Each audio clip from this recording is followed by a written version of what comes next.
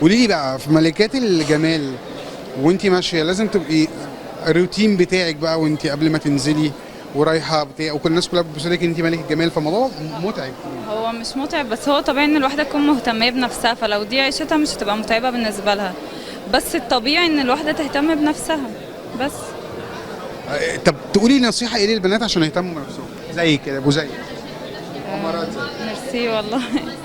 كل واحده لازم تحب نفسها وتحب هي على ايه عشان تعرف تطلع احلى ما فيها. مش عاوزين كلام، عايزين كلام بجد. طب والله على فكره الواحده لا الكلمة أقول لك ليه قلتيهم لكل الناس. حقيقه فعلا عشان مش بكذب. بس هقول لك الواحده هي اللي قادره تطلع الحلو اللي جواها، هي ادرى بنفسها. ايه احلى حاجه فيك انا من غير كذب؟ شخصيتي ولا شكلي؟ مع اللي انت تختاريه لو ما كنتيش حاجه. ممكن شخصيتي، يعني الشكل مش مهم، الشخصيه اهم. شخصيتك ايه بقى؟ شخصيه لطيفه طيبه، بحب الناس، كويسه في زمن الكويسين فيه مش كتير يعني. لما تبقي ملكة الجمال بقى ممكن يبقى ليكي مواصفات خاصة في مع جوز المستقبل أو عريس المستقبل؟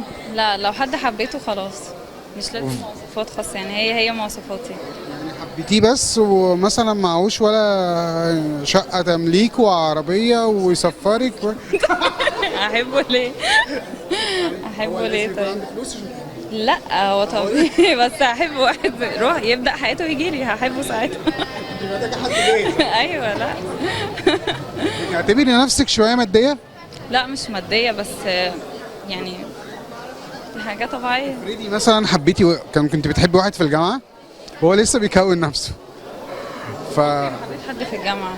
فريدي ولسه بيكون نفسه، تصبري عليه ولا بقى مش عارفه، ولا يعني اتجوزه هنبني حياتنا مع بعض لسه. انا عاجبني صراحه، يعني لو واحد عنده شاليه هاسيندا او فيلا هاسيندا لسه بيكون عنده طبعا يعني اونر.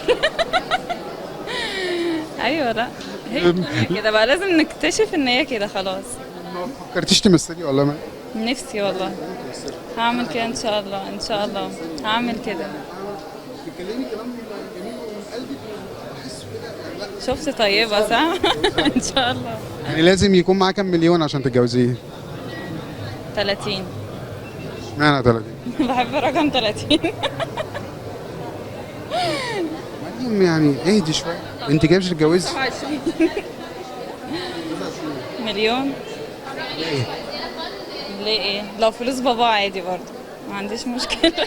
يعني مواصفات زوج مريم خطاب 25 مليون وعادي بقى عادي حتى لو شكل.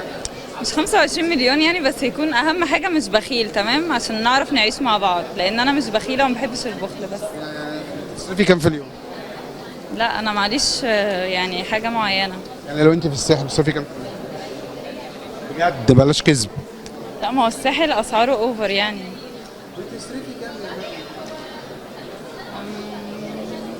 ممكن في الاكل وكده يعني. اكل وشرب ولو رحنا سهره، لو رحنا مثلا بيتش خاص كده يعني.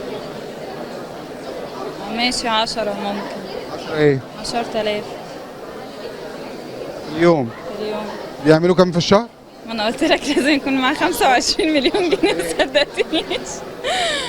10,000 30. لا ما هو الساحل مش كل يوم، الساحل ويك اند بس. يعني الساحل ويك اند، يعني عاوزة لك كل اسبوع 30,000 جنيه في الويك اند، وبقيه الاسبوع الخمس الاربع ايام، عشان يعني احنا نحسب الساحل 3 كام؟ 5. 5 لو اكل وكده 5 حلو.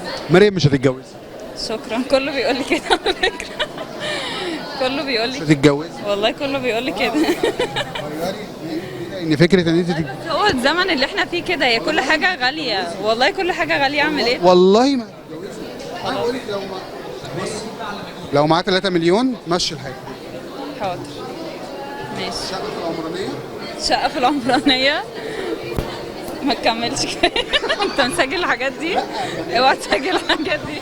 يعني شقه صغيره بتكون وربنا كرمك معايا حلو. ليه التواضع حلو. حاضر اروح اقعد في العمرانيه. خلاص ماشي. العمرانيه جميله وكلها جدعان والله. بس لا بص يا مريم، انا من النهارده اهو بقول لك ان شاء الله ربنا يرزقك بعريس عنده 70 مليون، عشان انت طيبه وقلبك ابيض، وان شاء الله خير. ان شاء الله.